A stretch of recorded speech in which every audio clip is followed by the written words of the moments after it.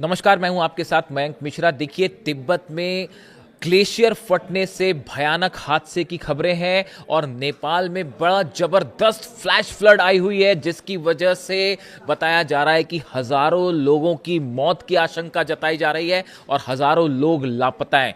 जो तस्वीरें सामने आई हैं उसे देखने के बाद जो कोई भी ये तस्वीर देखेगा उसकी रूह कांप जाएगी।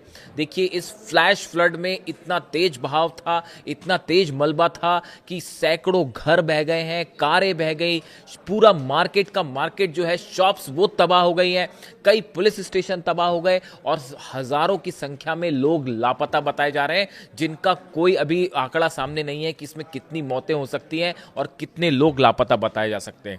देखिए, तिब्बत की ओर से अचानक आई भीषण बाढ़ ने नेपाल के रसुआ जिले में भारी तबाही मचा दी है।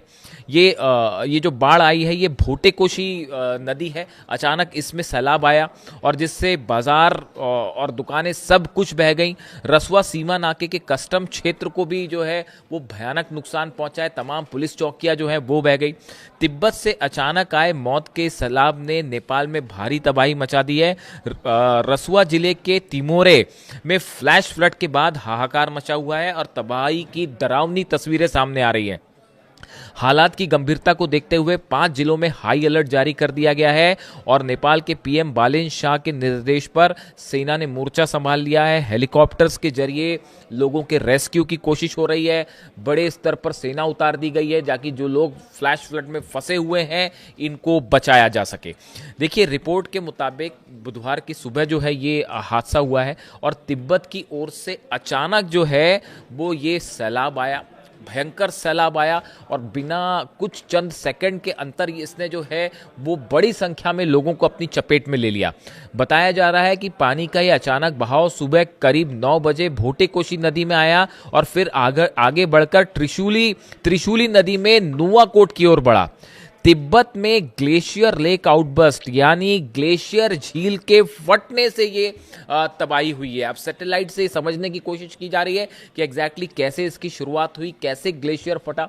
ये तिब्बत का हिस्सा है जहां पर बताया जा रहा है कि ये जो ग्लेशियर है उसके फटने से हादसा हुआ। हाइड्रोलॉजी और मौसम विभाग स्थानीय प्रशासनिक कार्यालयों के साथ मिलकर चीनी अधिकारियों से संपर्क में है और घटना के जो ओरिजिनेट कैसे हुई, घटना का जो ओरिजिनेट पॉइंट क्या है उसका पता लगाया जा रहा है। इस बीच रसुआ, नोवाकोट, धादेंग, गोरखा और चितवन में नदी के किनारे वाले इलाकों में को हाई रिस्क घोषित कर दिया गया है। यहाँ से लोगों को हटने के लिए बोल दिया गया है। देखिए, ये जिस तरह से फ्लैश फ्लड आया, इसकी जो तस्वीरें सामने आई हैं वो इतनी भयानक तस्वीरें हैं कि लोग अपने घरों में थे, लोगों को बचने का, भागने का मौका ही नहीं मिला। और ये जो तस्वीरें मैंने देखी हैं ये ऐसी तस्वीरें हैं जो आपको शायद ही कभी देखने को मिले। इतना भयानक सैलाब और ग्लेशियर फटने से ऐसी तबाही जिसमें अब देखिए कितने लोग लापता हैं और ये भारत के भी बेहद करीब है। इसका पानी जो है, जो सैलाब का पानी क्या भारत में भी एंटर करेगा, इस बारे में अभी साफ जानकारी नहीं है। लेकिन देखिए, जिस तरह से ये ग्लेशियर फटा उसके बाद कई हाइड्रो पावर प्रोजेक्ट जो है नेपाल के वो भी तबाह हो गए, यानी बड़ा नुकसान हुआ है हाइड्रो पावर प्रोजेक्ट को, ऐसा बताया जा रहा है। और लोग अपने घरों में थे, दफ्तरों में थे, स्कूलों में थे और ये इतनी तेज फ्लैश फ्लड आई कि लोगों को बचने का और भागने का समय ही नहीं मिला और